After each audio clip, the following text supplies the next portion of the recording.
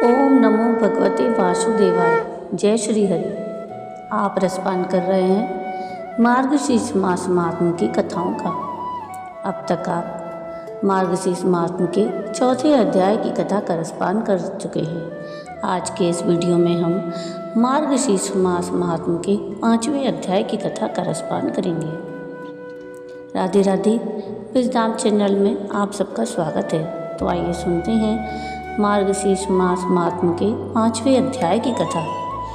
ब्रह्मा जी कहने लगे, हे अजीत, श्री विष्णु को पंचामृत से और शंख में जल डालकर स्नान कराने से जो फल मिलता है सो कृपा करके मुझसे कहिए।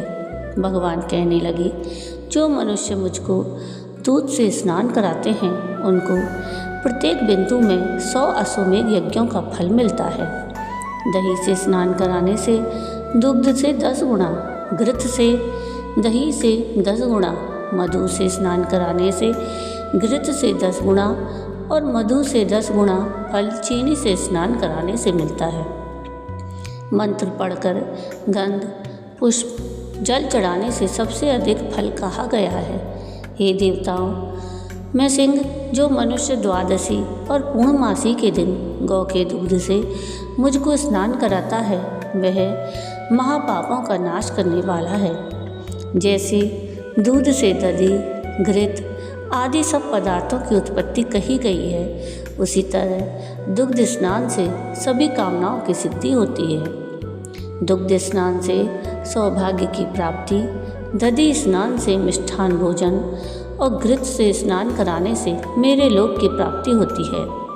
मार्गशीर्ष मास में जो मुझको चीनी और शहद से स्नान कराता है वह स्वर्ग के सुख भोग कर फिर इस लोक में राजा होता है।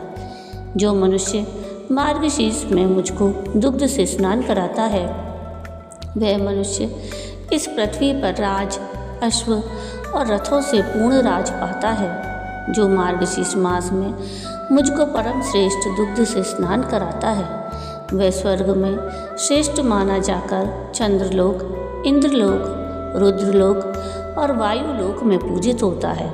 हे पुत्र, दुग्ध से स्नान कराने पर तेज और पुष्टि की वृद्धि होती है और दुर्भाग्य का नाश होता है। जो मनुष्य मार्गशीर्ष मास में मुझको पंचामृत से स्नान कराता है वह पृथ्वी पर बंधुगणों से शोचनीय नहीं होता।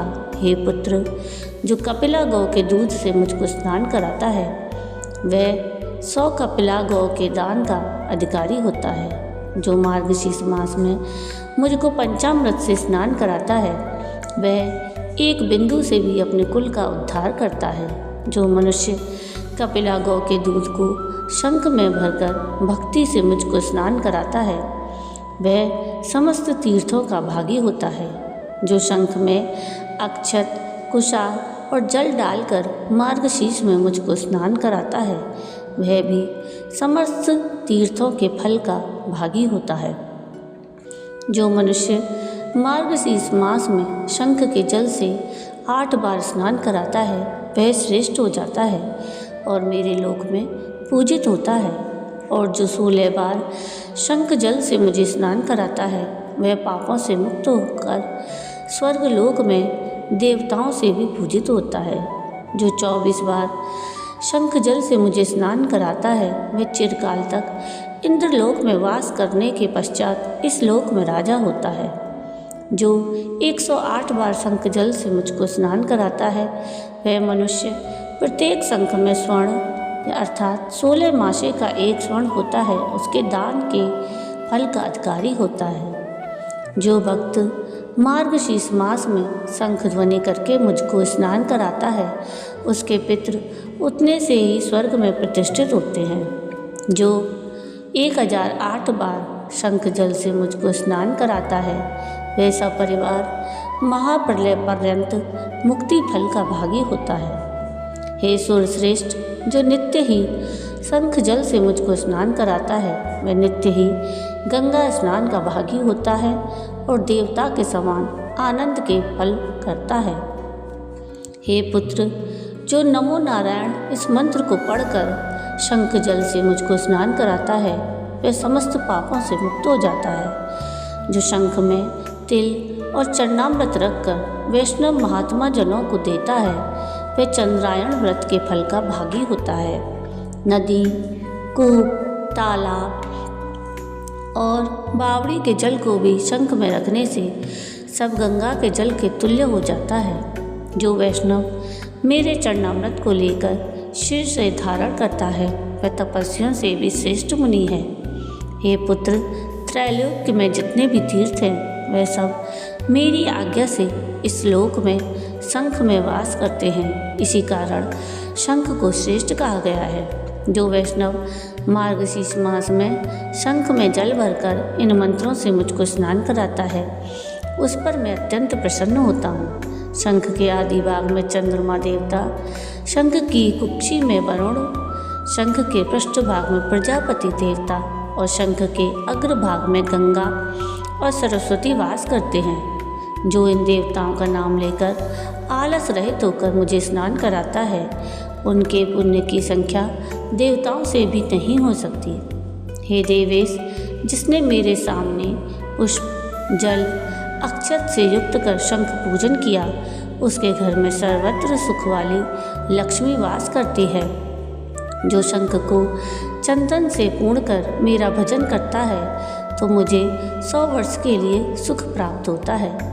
जो शंख में जल, पुष्प और अक्षत रख कर मुझे अर्घ देता है उसको अनंत पुण्य प्राप्त होता है। जो शंख में अर्घ लेकर मेरी प्रदक्षिणा करता है उस प्रदक्षिणा से सप्तद्वीप सहित सब पृथ्वी की हो जाती है। जो वैष्णव मेरे सिर पर घुमाकर शंख जल से मंदिर का छिड़काव करता है उसके घर में कभी अशुभ नहीं होता। जो मेरे चरण जल को लेकर शंख में रखकर अपने सिर लगाता है उसको ना तो मानसिक चिंता होती है, ना ग्लानि होती है और न नारकीय भय होता है।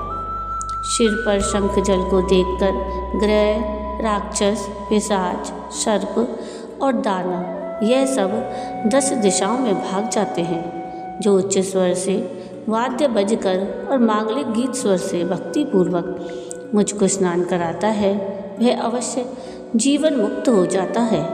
जय श्री हरि। इति श्री स्कंद पुराणे मार्गशीर्ष मास महात्म्य शंख पूजा विधि 5वां अध्याय समाप्त हुआ। जय श्री हरि। ओम नमो भगवते वासुदेवाय। तो ये थी मार्गशीर्ष मास महात्म्य के 5वें अध्याय की कथा जिसने आपने शंख पूजा विधि सुनी। आपको आज की ये कथा कैसी लगी मुझे कमेंट करके ज़रूर बताइएगा। और अगर आपको आज की ये कथा पसंद आई हो तो प्लीज़ इसको लाइक शेयर ज़रूर कीजिएगा और प्लीज़ मेरे चैनल को सब्सक्राइब कीजिएगा और कमेंट में राधे राधे ज़रूर लिखिएगा। वीडियो पूरा देखने के लिए थैंक यू। राधे राधे।